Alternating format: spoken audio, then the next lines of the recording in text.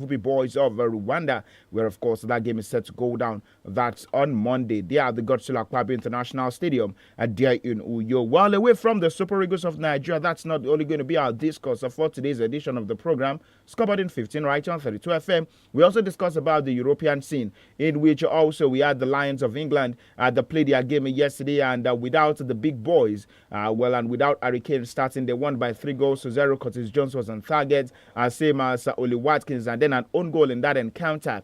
And for Belgium, they lost that encounter to the hands of Italy yesterday. Sandro Tonali was the man who scored the only goal in that encounter. Erling Braut Haaland is still keeps on continuing setting his record for the Norwegian national team, in which actually goes well for him at this point in time. And then we talk about other sporting stories outside football, which includes the interesting world of Formula One as well as tennis, including table tennis. What do you think I have for you in the world of table tennis? Well, this is concerning five-time Olympian of young Edem. Well, she has decided to call it a quit with international duty. That's talking about representing Nigeria in the world of table tennis. So these and so many more I have lined up for you on today's edition of the program, Scoreboard in 15, right on 32 FM 94.9. And you are listening to the voice of Oluwatimileni SAMIES Ogunade, the program this lovely morning. Well, you know that we definitely need to talk about the Super Eagles of Nigeria, where, of course, we've qualified for the 24th edition, our 21st appearance of the African Cup of Nations. But of the 20 appearances in which we've we've won 3 AFCON titles. Going back to the year 1980, we won our first title, defeating Algeria by 3-0. In the year 1994, we won our second title, that's defeating Tunisia, defeating Zambia rather, that's by 2-1. And in the year 2013, well, that's about 11 years ago, we won our last title, defeating Burkina Faso by 1-0 rather, that's in South Africa. So at this point in time, as Nigeria, we are aiming, looking forward to do it again. We were so close to doing it again. That was in Ivory Coast, where we lost by 2-1 to the hands of the host nation. But at this point in the year 2025, just like I said, 2025 is a long way to go. Well, we talk about the injuries that can mar player seasons and all of that. So it is a long way to go. But then I think we should expect the best from the Super Eagles of Nigeria, where of course they got the job done yesterday without kicking the ball, just as Libya defeated Rwanda by 1-0 yesterday. So now we go back to Abidjan, take a listen to the words of the head coach of the Super Eagles of Nigeria, Austin Eguavoen, alongside the captain of the side, that's William Troost-Ekong, speaking about the game that went down yesterday. The words of the coach and the captain. Coming to this game, we haven't lost the game. We wanted to maintain that and try to win the game here. Worst case scenario, draw. We want to qualify without losing the game. And we knew we are capable of. We have all the qualities. We have whatever it takes to beat anybody, any day, anytime. Benin was a bit more under pressure. But we didn't look at that, having qualified, and we'll come back here and lie down. No. Nigeria is a team that is respected. Almost won the AFCON last time. So we have to try to do what? Maintain that standard. I want to congratulate our coach, our team, for qualifying for the next AFCON. That was our objective. How many months ago now? 4 or 5 months ago when we started this campaign. We heard about it just before the kickoff. Our idea was always to try and win this game. We don't want to put on a showing that is not worthy of Nigeria. So today, I also have to give credit to Benin. I think they had a good game plan. I felt we were a little bit unlucky the moment they scored, because the person we were missing at the front post was off the pitch on the other side, Victor Osimhen, and that's why they scored the set piece. So credit to them, and we know they're a good threat from that. And from then on, we just want to continue to play well and try to win the game. So I think, like the coach said today, 1-1 was a fair result. And I would still like us when we play against Benin, but today was a fair result. And like I said, we're very happy to qualify and to remain unbeaten in this campaign.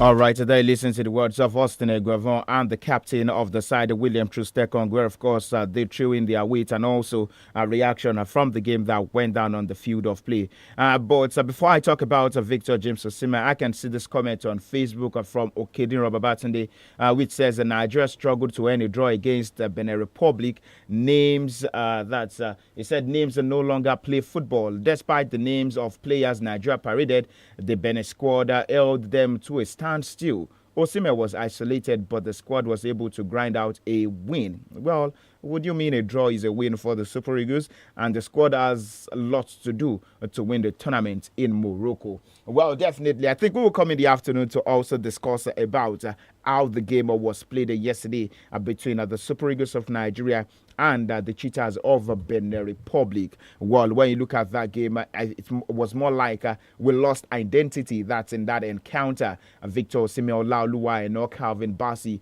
How did this guy fare? These guys, how did they fare in that game? Even the man who is leading the charge to become the African Player of the Year, that's Ademola Lookman. How did they fare in that encounter? But now, Victor James Osimhen, the man who grinded out, that's a goal for the Super Eagles of Nigeria yesterday. Well, you could tell that this man is tied on 23 goals alongside Segun Odegbami. Well, in fewer games for Victor James Osimhen, he played 37 games.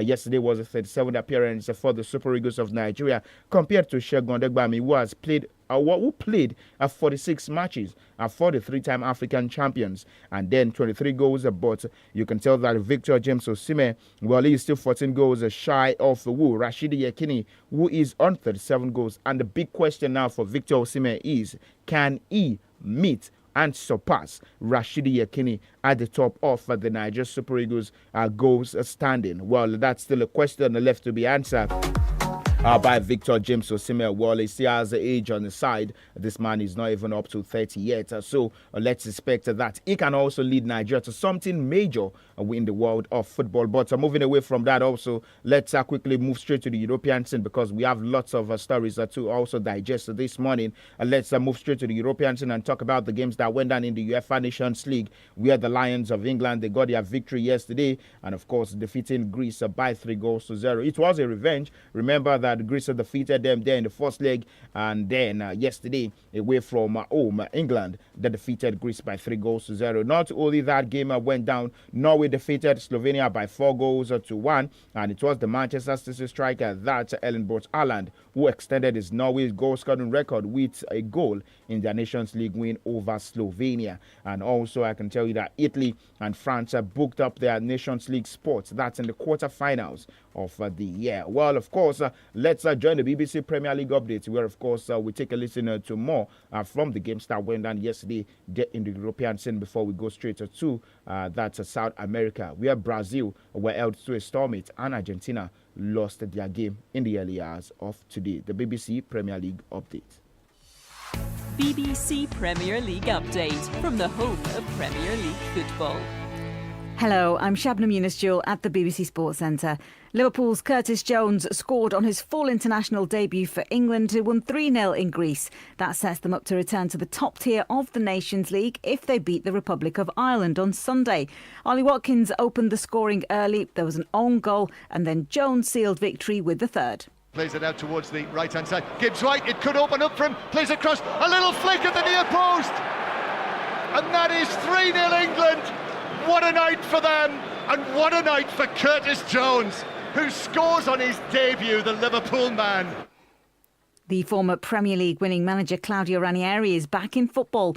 The Italian, who famously guided Leicester City to the title in 2015-2016, has come out of retirement to coach Serie A side Roma.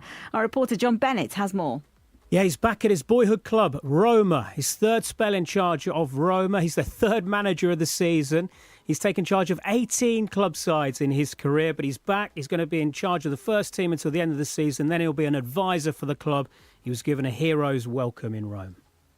And Tottenham's Rodrigo Bentancur says he's prepared for a lengthy club ban after he was charged with an aggravated breach of FA rules in September. It's for offensive comments made during a television interview broadcast in Uruguay in June. The midfielder made an allegedly racist remark about his teammate Son Heung-min. He's apologised for the slur and is currently on international duty with the Uruguayan national team. And for more football news from the BBC, go to bbc.com/football. BBC Premier League update from the home of Premier League football. All right, our time is no longer on our side, but definitely just before I leave in the world of tennis, Jannik Sinner complete the perfect ATP Finals group stage, and also Fritz made it into the semi-finals of the ATP Finals are going on there in Turin, and Emma Raducanu is feeling fit.